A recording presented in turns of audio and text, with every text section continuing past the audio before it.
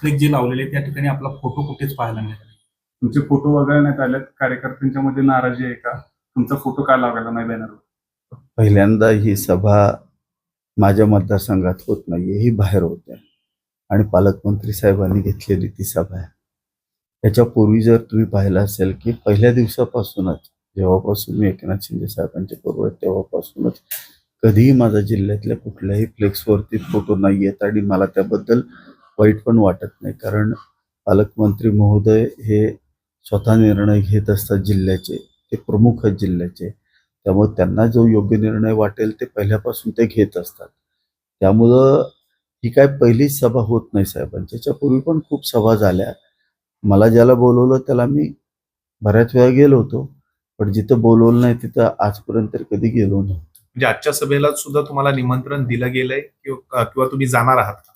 आता इथं दोन प्रश्न आहेत. महत्वाचा प्रश्न म्हणजे एकतर मला तर अजून कुणी काय सांगितलं नाही या किंवा काय आहे मला काय माहित नाही, परंतु बहुतेक मधल्या काळात जरा ताणतणाव निर्माण झाल्यामुळं काय झालं का एक बघावं लागेल, त्याला किनारा आहे का ते एक बघावं लागेल. म्हणजे अध्यक्ष आणि उपाध्यक्ष निवडीच्या वेळी जो काही तणाव निर्माण झाला होता पक्षामध्येच पक्षांतर्गत, त्यामुळेच हे सगळं घडतंय असं तुमचं म्हणणं आहे?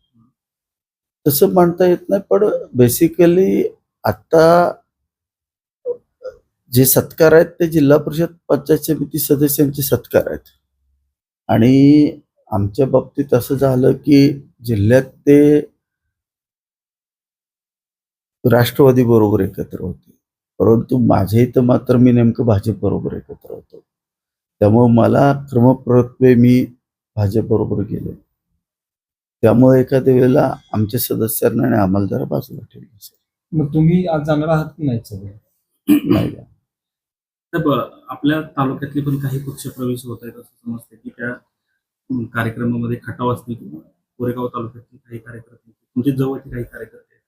चांगली गोष्ट आहे, वाईट आहे का? माझ्याच पक्षात माझ्याच कार्यकर्त्यांचे प्रवेश आनंदाची गोष्ट नाही का?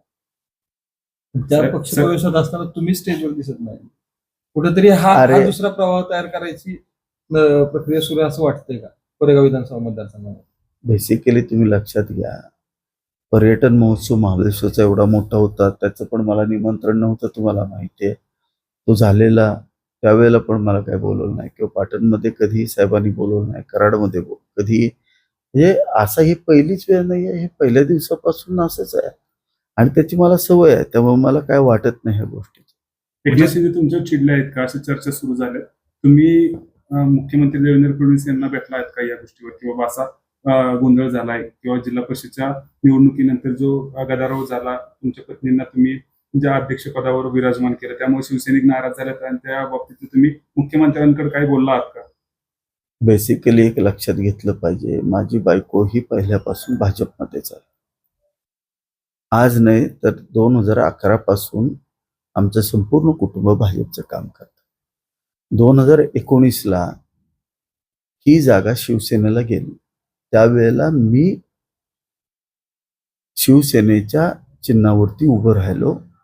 त्यावेळेला फडणवीस साहेबांनी मला पाठवलं होतं आणि त्या ठिकाणी त्यांना कॅन्डिडेटही दिला आणि जागाही दिली होती. त्याच्यानंतर काय झालं हे तुम्हाला माहिती आहे आणि त्याच्यामुळं काय फार मोठा काय असा फरक पडतो असं नाही होत.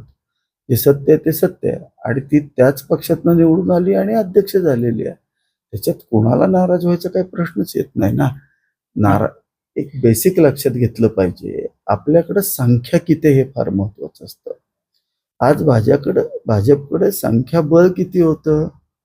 भाजपचं संख्याबळ हे 35चं ऑलरेडी होतं आणि मी हे साहेबांना समजावून सांगितलं होतं.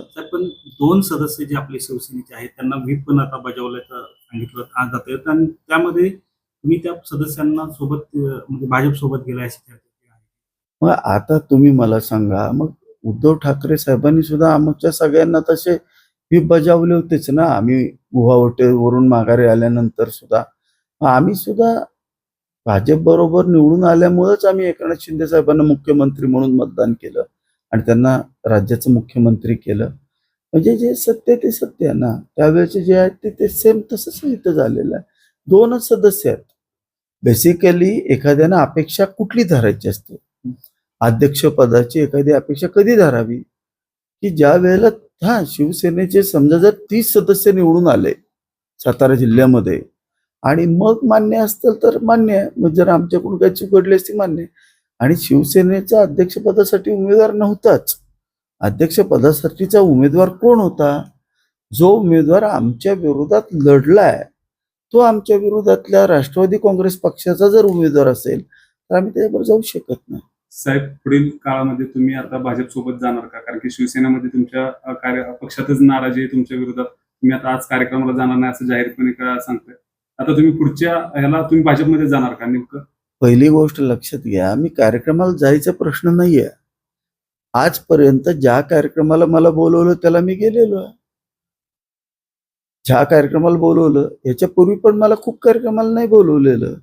खूप कार्यक्रमाला प्रत्येक वेळेला साहेब आले तरी मला नाही बोलवलेलं इथं. त्यामुळे साहेबांना पण माहिती त्या गोष्टी, काय फरक पडत नाही. आणि माझ्या कशाला कोण काय चिडेल, काय कारण आहे? मी स्वतःच्या जीवावर निवडून येतो, माझ्या कोणी चिडायचे कारण नाहीये. मी काय कोणाला त्रास द्यायला गेलेलो नाही, मला कोणी त्रास द्यायचा नाही. पालकमंत्र्यांमध्ये आणि तुमच्यामध्ये कुठेतरी तुझाभाऊ होते पालकमंत्र्यांकडून तुमच्या बाबतीत, आणि त्यामुळेच तुमची ही भूमिका आता तुम्हाला ह्या घ्याव्या लागतात असं तुम्हाला सांगायचं ऐकून या. कारण तुम्हाला कोणत्याही कार्यक्रमांना जर ते निमंत्रण देत नाहीयेत, बोलवत नाहीयेत, म्हणजे तुम्हाला कुठंतरी एक वेगळी वागणूक, आमदार असून सुद्धा शिवसेनेचे, असं तुम्हाला वेगळी वागणूक दिली जाते. म्हणजे पहिल्यापासून साहेबांचा स्वभावच तसा आहे, पालकमंत्री साहेबांचा. त्यामुळे आम्हाला त्याची सवय आहे. आमची त्यांची मैत्री चांगलीच आहे, पण ते पहिल्यापासून तसेच आहेत, आज नाही. त्यांचा स्वभावच तसा आहे. त्यांना ते जास्त बोलतच नाहीत कोणाशी जास्त. ह्या पहिल्यापासूनच आहे त्यांचा स्वभाव, त्याला आपण काय करू शकतो. तर जिल्हा परिषदेच्या निवडणुकी झाल्यानंतर तुम्ही एकनाथ शिंदेशी भेटला नाहीये, तुमची चर्चा झाली नाहीये, तुमचा दुरावा वाढलाय, त्यामुळं हा प्रॉब्लेम झालाय का? आणि आता तुम्ही नेमकं भाजपच्या वाटेवर असणार आहे का? बघा, तुम्ही मुळातच मला- भाजपचा आहात असं सगळ्यांचा आरोप आहे. मला सांगितलं होतं की तुम्हाला साहेबांचा निरोप येईल आणि बोलवलं जाईल. साहेबांचा ज्या दिवशी निरोप येणार त्या दिवशी मी साहेबांच्याकडे जाणार. साहेबांना मी आधी इलेक्शनच्या आधी भूमिका स्पष्ट केली होती आणि आजही साहेबांनी मला काही भूमिका विचारली तर मी जी सत्य आहे ते बोलणार साहेबांची.